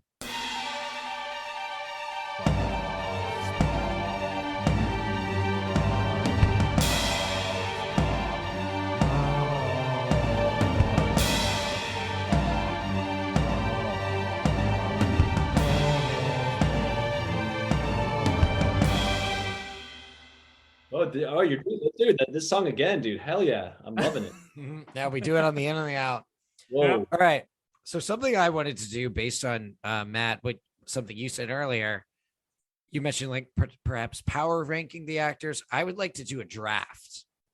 Sure. Ooh. I think that's a good way of sort of doing the power rankings in an efficient fashion. So as our guest of honor, Matt, I would like to suggest you get the first overall pick. And am I selecting actors? What is the criteria? I'm selecting actors based on. So like the actor you would give the first power ranking to. Okay. You're going to take first, and then we'll go in that order. And do we want to do a snake style draft? Up to you. Sure. Okay. Sounds great. So Ethan, do you want to go second, or do you want to have like the third and fourth pick? I'll go second. Cool. I am going with my first pick. I think I'm gonna take, and this might be controversial, but I'm taking Woods. I'm taking the guy. Wow. Taking guy gets hit with a nail gun, because of all of the actors in this movie, he is the only one I think was credibly seemed like a man of the sea. Everyone else I felt had been I could see the fact that they'd either come off a pass van to set or had driven up and parked right outside in sunny LA, walked into the soundstage. This guy, I don't know who his actor is, but I thought that his sort of like stormy-eyed portrayal of a first mate, was he first mate? And I also really appreciated that he wore a black knit beanie, sailor outfit, plus Hawaiian shirt. But really let us know that this man has been at sea, and that is why he's my first pick. Nice. That's really interesting to me, because the line I wrote for his character is, God, this one guy literally exists only to say annoying things and be annoying / a coward. So, right, but you remembered him. He stuck with you. Like, he plays the coward role really well. Like, we're not saying he does. We're not selecting biggest hero. That's true, in which case we'd have to probably give that one to Nadia. She's probably the biggest hero, because she's the only person in this movie who gives a shit about humanity. Like, no one else could care less about like this thing affect humanity, and that is her very nobly her sole goal. Which is why I wasn't having her as the top. But ultimately, I thought the writers and the directors of the film just like really kind of railroaded her with what she was allowed to do, and so which should not be held against her. Fortunately, her part sucks so bad that I'm giving it to this guy. Okay. And anyone who saw the movie will agree with me. Nice. So Woods is off the table. Woods is off the table. Woods flying off the table. Could someone please come and take a look at the nails in my shoulder? Oh, Woods, stop whining. No, not you! Ow! God. Ow! I didn't even realize he was a J.W. Woods Jr., so there's actually a senior out there somewhere. Expanded universe. I will go next. I'm going to say that my pick is, you're going to think that I'm going to say Donald Sutherland for Captain Robert Everton, but it's actually Donald Sutherland for Klute, which of course is his original name that he's undercover. He like has like sort of a assumed identity as Captain Robert Everton, but he is actually Detective Klute in this film. So I'm going to give it to Donald Sutherland with Klute for my second draft pick. Wait, is that a real thing that's revealed in this movie? Yep, it's real. Okay, fair enough. He's Very real. doing it. Yeah, he acted so well, I didn't know. Woods. 25 years, him and me. Together. Are you Everton? Are you the dominant life form? How can I be of assistance to you? Help me to survive. Oh man. Did I take your pick, Devin? I'm sorry. No, just I just want to say for the record, Donald Sutherland would have been at the bottom of my list. But that being said, like he's watchable because of how bad he is. But wow, what a miserable. I feel like I guess we have a different game we're playing. I guess for me, it's like if Sutherland was not a name, you would be giving this performance a lot less credit. I think because it's Sutherland, you're like, oh, he must be doing this for a reason. But like, if the same performance was done by someone who wasn't famous, it would be really bad. But anyway, Sutherland. Yeah, but it wasn't. It wasn't. It was done by Donald Sutherland. So moving on. So I'm at the hinge point in this draft, so I get the third and fourth pick. And so here's what I'm gonna do. With a third overall pick, I'm gonna take Jamie Lee Curtis. Good choice. I don't think she does a great job in this, but I think just like her usage rate is really high. I think, she's doing almost all of the work in terms of having a female lead. Nadia is there kind of, but is really kind of like this non-person for most of the film.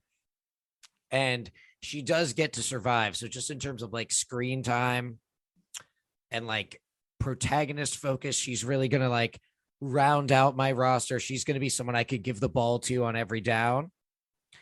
But for my home run hitter with the fourth pick, I'm going to take Sherman Augustus. Good choice. Who plays Richie Mason. So this guy. That was my next pick. Yeah. He has been an NFL player. He has a second-degree black belt in Taekwondo. And he's given not a lot to work with in this film. A character that, as we've talked about, is like underdeveloped in terms of his relationships to the other characters. They're caring for him, is not as taken to as a down as far of a path as it could.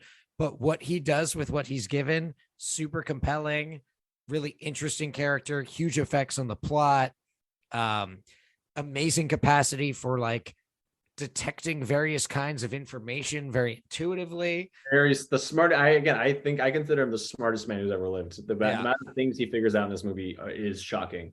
Yeah. Spell past my ass, man. That ain't gonna happen to me. See, I ain't going up against those things again, man. You people can do what you want. I'm out of here. Get out! You're a Who's gonna carry my shit?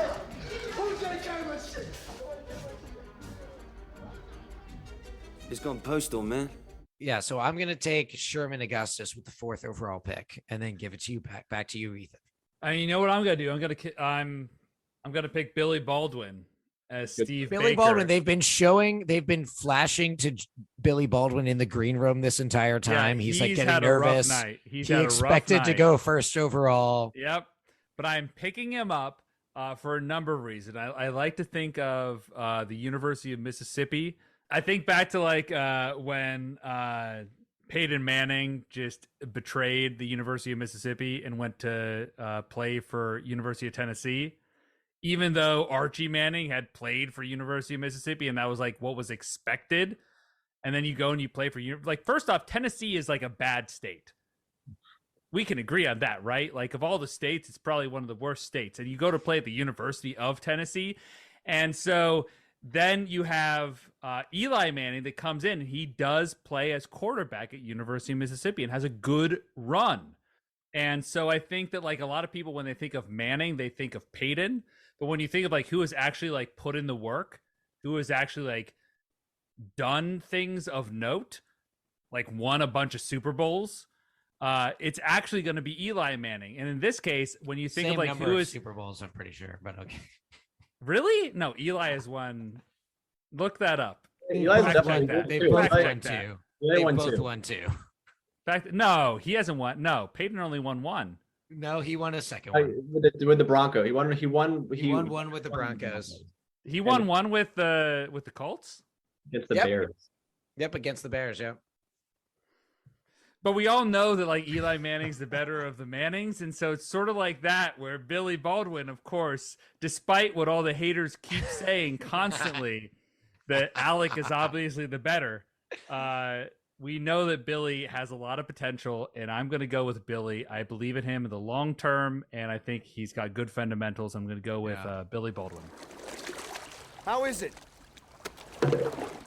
Bad. Define bad. We're sinking. That's bad. I think I just want to say I think it's a fine pick. I really do think Thank you. he goes beyond his abilities here. I think like if we're grading based on like how much talent you have versus how hard you're trying, or reverse that, I think that's a very high number. And he also they gave him the hair gel 90s haircut thing working against him. Did not look like a guy who ever has even seen a ship. But I just want to say that I felt it was a solid choice. Yeah, Alec does the Hunt for Red October, which is like the easy Russian film, but like Billy does Virus, which is like the hard Russian adjacent film. So like you got to give him, I think, more credit. So yeah, I was going to say the subtitles that we were talking about, how it's so strange. They only subtitle some things in this movie. I love the Hunt for Red October. They're all speaking in Russian, and then they just like punch in on like Sam Neill's mouth as he's speaking Russian, and then they punch out and he starts speaking English. I just want to say, master stroke. That is a master stroke. I thought my TV was fucked up. That the subtitles weren't coming on, and anyway, I just recently watched that movie. Yeah, classic. Sorry, I do want to say too, like, even if the thing that Billy Baldwin is bringing to this movie is his sort of like strange RC Cola version of Alec Baldwin, that is part of what makes the film function to the degree it does to me, because there's sort of this like inherent hilarity to Billy Baldwin, because like every time he does something, you're kind of like, that's kind of almost like Alec Baldwin did something, and it's like a little different. See, this is the problem of you being an oldest child, Devin, because as the youngest and least talented of three children, like I look at Billy Baldwin and like I associate with the effort he's putting in, knowing that it's never going to reach the level of like Alec Baldwin, but it's still laudable. So as the oldest, but also the most talented of my siblings, but also by far the least financially successful, to know that I relate to Steve Baldwin the most. Yeah, and I think to round it out, Matt, who is your pick? Matt's got 2 picks. Holy shit! Yeah, I'm taking Hiko. I'm taking Hiko because I think this actor Cliff Curtis. I think he does a pretty good job throughout. It's a kind of like a somber, downplayed performance, but I think it kind of works for the character, who's, in my opinion, is not given nearly enough screen time. I also want to give extra credit to Cliff Curtis, the actor who plays Hiko, for not storming out of the studio or punching someone. Maybe he did, for not quitting this movie when there's this very confusing scene where Jamie Lee Curtis is about to drown. She's hanging on to something, and then I believe he saves her, but like kind of switches places with her. And he cannot swim. He very heroically like saves her from dangling over the edge, and then he gets tossed in the ocean. And Jamie Lee Curtis immediately, I think she has one line of like, "Wait, should we go help him?" And then Billy Baldwin says, "No, we can't." And then she goes like, "Well, maybe he's still alive." And then they go down in this elevator, and just an insulting scene for this character that it's his life when this man cannot swim, and then they give absolutely no shits about him. And then the next time we see him, that line, maybe he survived, it pays off later when we find out they do see him again, but he is in fact a cyborg, or maybe that's the nightmare sequence. It's him. That is a nightmare sequence. But yeah. Well, it's like, oh my god, Hiko's still alive, and it's like, no, he's not still alive. And like it's like his existence is like a cruel joke. He's drowning. His leg gets cut. He's useless. Although he has a moment of, I guess he saves her life, but in doing so kills himself. Anyway, I thought the actor did a nice job not walking off set after that was explained. That was how it was gonna go. Maybe he made it to another part of the ship. Not a chance. And you have a second pick, Matt. I'm gonna take. Well, I feel like, I'm gonna take Nadia. I mean, you have to take Nadia. I think Nadia, honestly, I said it in one of my first couple picks here. I think it's really cruel that I don't think it speaks on the actor herself. I think that she seems like a fine actor. It just was such a like Russianized version of what this character was, that she was never given any sort of like honestly, in that first scene where she is playing coy with the captain and then like throws an eyebrow at the astronaut is like the most she was really allowed to do anything other than like semi hysterical. We have to destroy the ship. Like that's her only beat, is this, we have to destroy the ship. She seemingly has like very little reaction when she sees like the wedding ring. It's very strange. They really gave her nothing. And so I'm taking her here because it really is like not her fault. You're all going to die. Hear that, Foster? We're all going to die because there are aliens on this ship. Yeah. All right, so Ethan, yes. there is only one actor with a Wikipedia page left on the board, but and now I think you're gonna surprise us. And now you're expecting me to choose it, but actually, Devin, I'm suggesting a trade where you're going to give me your draft picks for the last of the Mohicans, and in turn, I'm going to let you choose the last pick here in this episode. Wait, and do I still retain my draft picks? 3 picks? Yeah, sure. Why? If there are 3 actors left, go for it. All right. So here we go, baby. I'm scooping up the rest of this movie. I'm doing like Sixers style tanking. So I'm gonna am gonna give up my draft picks for Last of the Mohicans, and I'm gonna go ahead and I'm gonna take Squeaky. That's a mistake. Terrible value on this deal. I'm gonna take Squeaky out of it. Trade your future rights so that you can grab Squeaky and like the guy who looks at the binoculars at the end. Listen, I'm gonna take Julio Oscar Menchozo as Squeaky. I'm gonna take Yuri Chervotin as Colonel Kaminsky, and I'm gonna take Keith Flippin as Captain Lanya Rostov. Wow. And I'm gonna put those 3 alongside Jamie Lee Curtis and Sherman Augustus, and you're telling me that like Ethan going into a film starring Daniel Day-Lewis is gonna somehow get a better roster than me? No way. Tanking to the top, baby. Great picks all around. Great picks.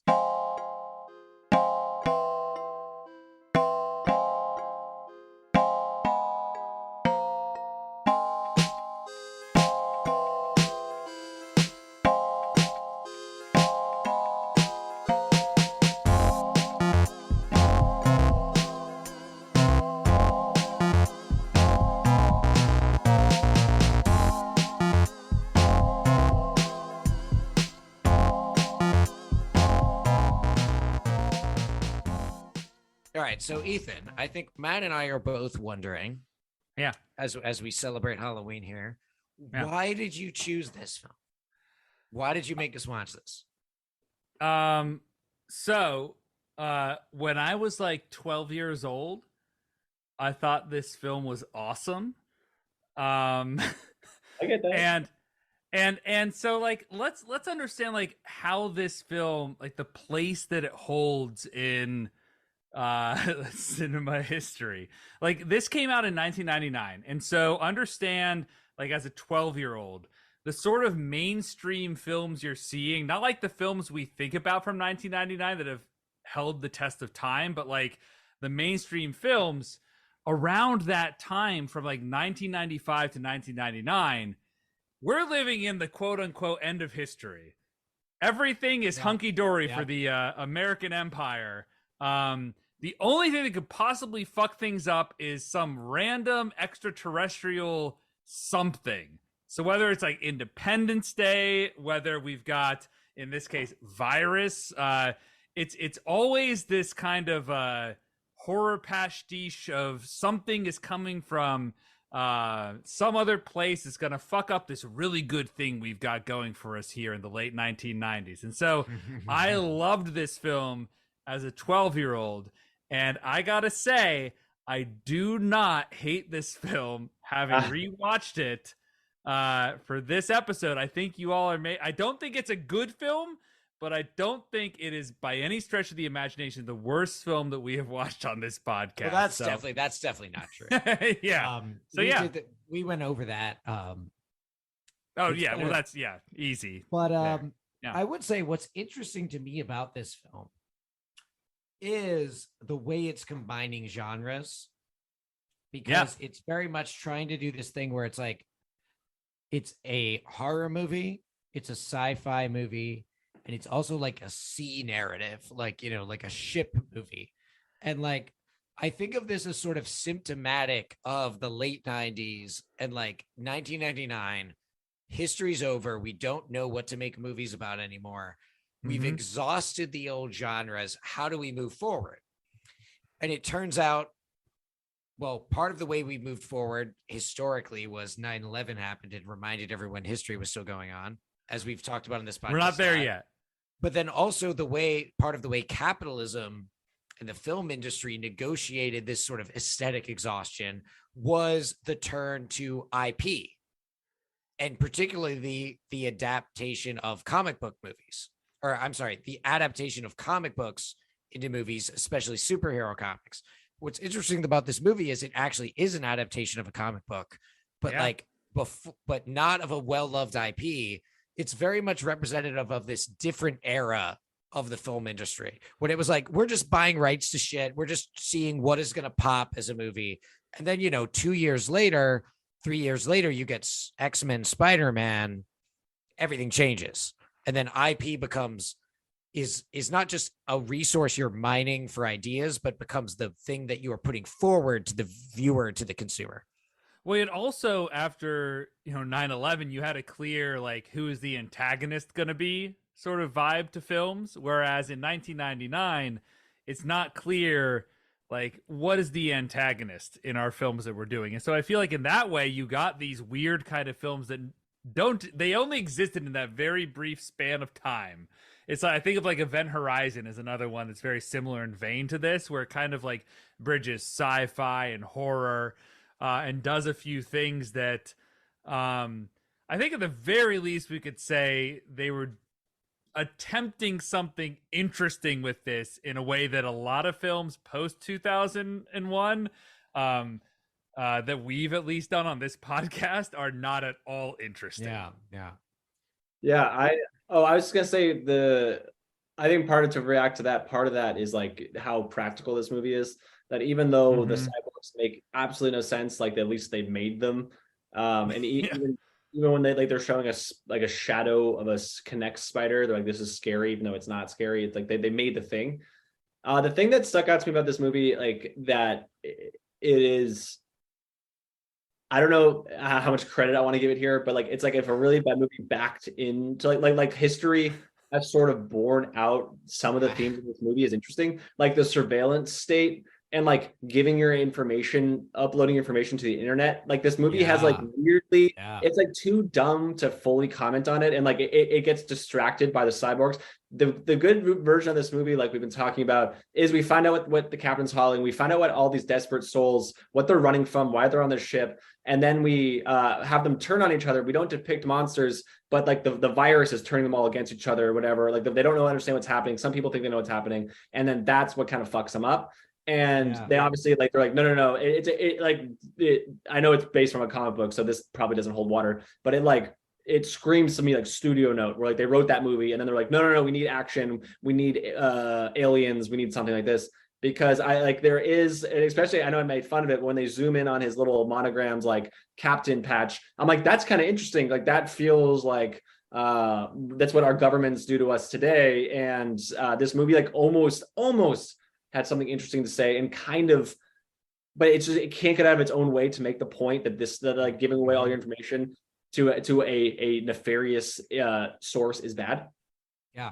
No, Matt, I think what you're saying really gets at, I think, one of the questions this film is dealing with, which is sort of this question of like, in the 1990s, that film is dealing with post-Cold War, pre 9/11, of like, who is the enemy? And you kind of have a lot of films where it's like in the 90s where the enemy is some sort of like pseudo post-Soviet peoples of some kind, like Air Force One from 1997 does this. A lot of kind of like GoldenEye does this. In fact, I actually think GoldenEye, and I'm too close to it because I obviously grew up with that movie, but I rewatched it a couple years ago. I think GoldenEye actually really does a good job capturing like failed state Soviet overflow still active in a really interesting way that movie actually I don't think gets credit for, because James Bond movies are so corny, which is true. They're so corny, but that's just another example of what you're talking about, I think. Yeah. Yep.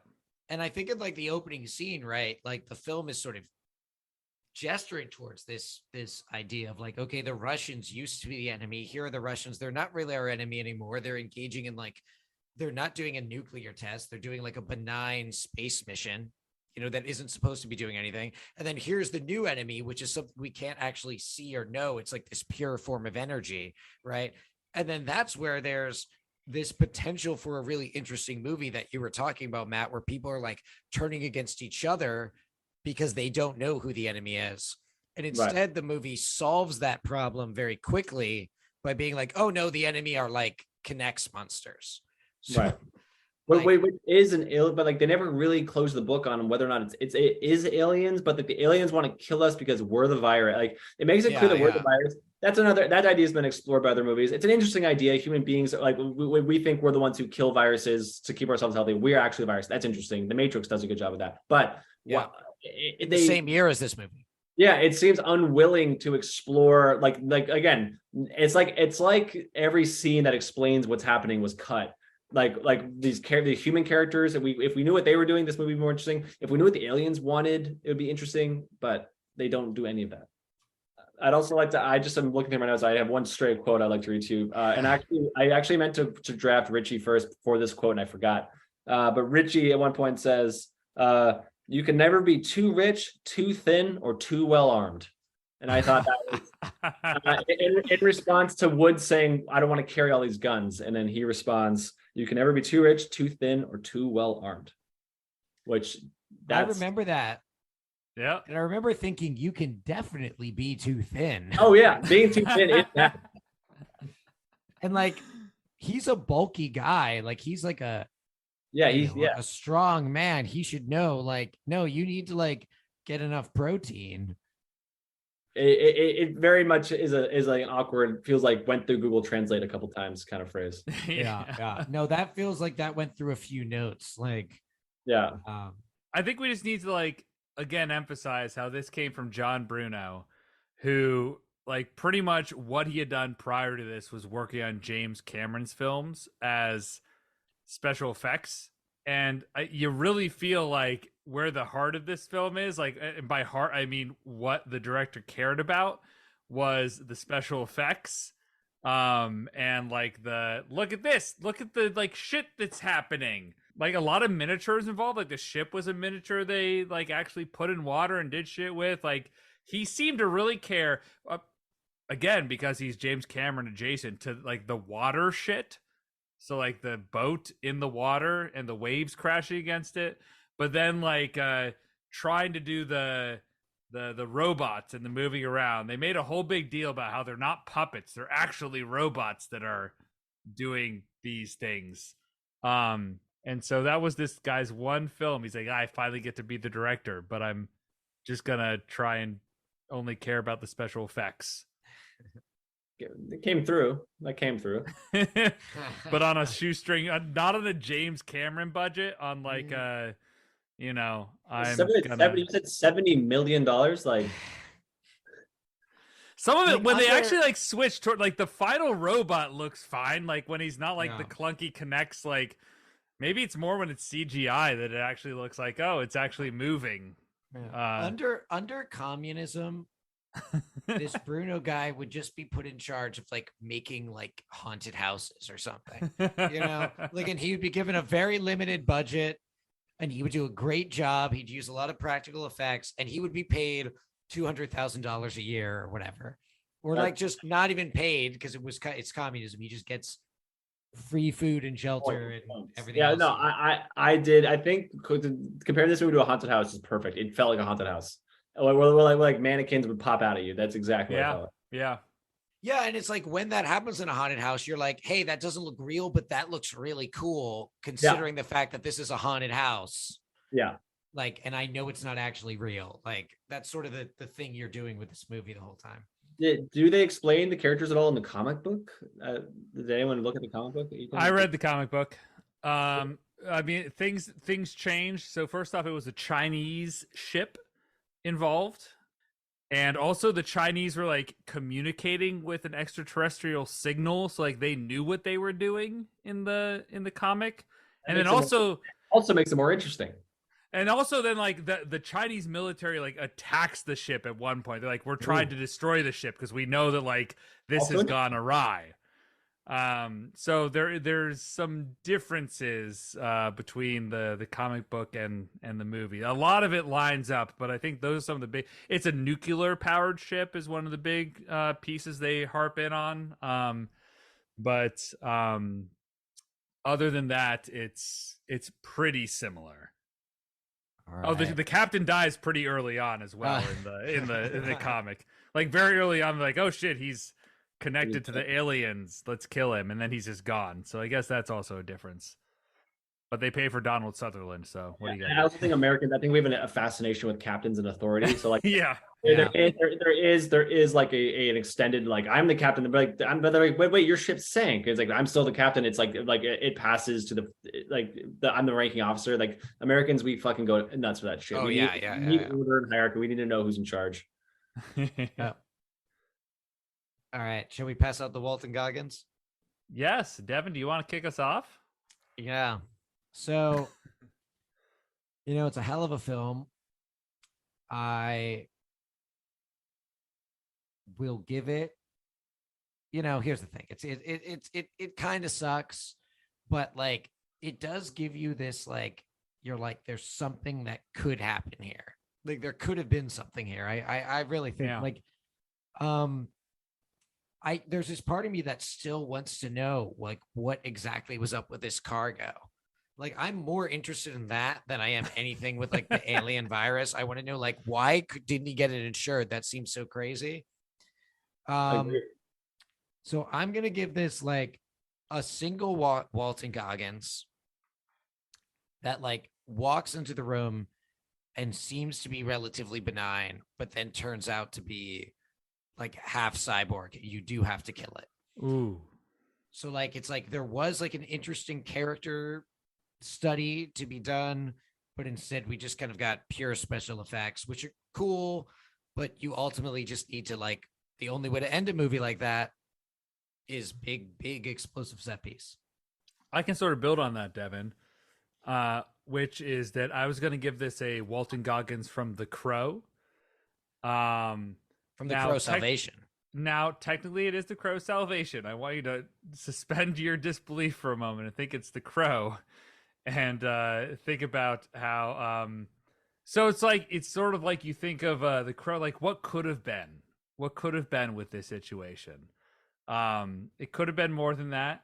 And maybe you're thinking like, well, The Crow Salvation is not even that. So maybe it's a step off of that. But I'm going to pause you there and going to say, I'm going to give it 1,999 Walton Goggins from The Crow Salvation. Because again, we're living in 1999. It's the end of history. You're looking at this through the lens of the fact that, there are a few people these days who think that maybe history hasn't ended. Francis would probably have a few words for them because he has, of course, amended his book. But I think you got to give props for when it was made and how it was made. And, Billy Baldwin is like, he's trying so hard. Yeah. He's trying so hard, and he's not getting the respect that he deserves for the work that he puts in. And so that's why I give this 1,999 Walton Goggins from The Crow Salvation. All right, so two very different scores. Matt, as our guest of honor, I'm going to say single Walter Goggins, one Walter Goggins, because I think lot of people think Walton Goggins' name is Walter Goggins, and I think a lot of people might think this is Alien or think this is The Abyss, but then be well disappointed when it's not either of those movies.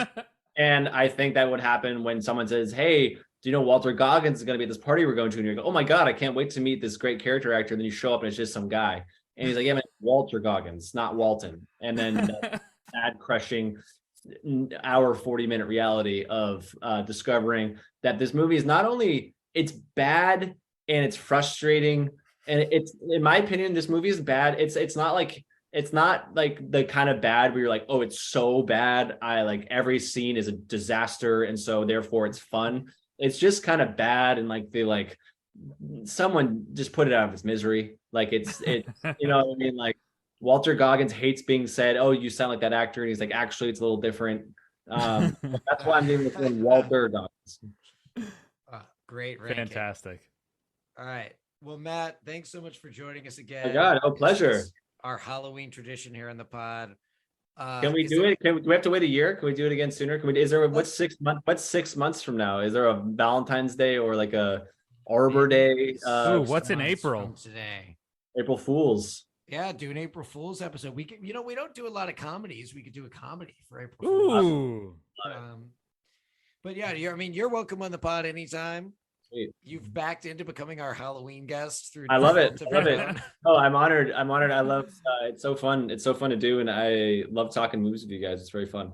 And also, I just want to say, and to completely backpedal on everything I've said, screenwriting is very hard. Making movies is very hard. So I hope you listen to the end after I was mean to this movie, that I, as someone who, if you ever have to read or watch or listen to anything I've ever made, I'm sorry, and it's hard to do. Well, yeah. Matt, why don't you tell the people where they can find you? Oh, yeah.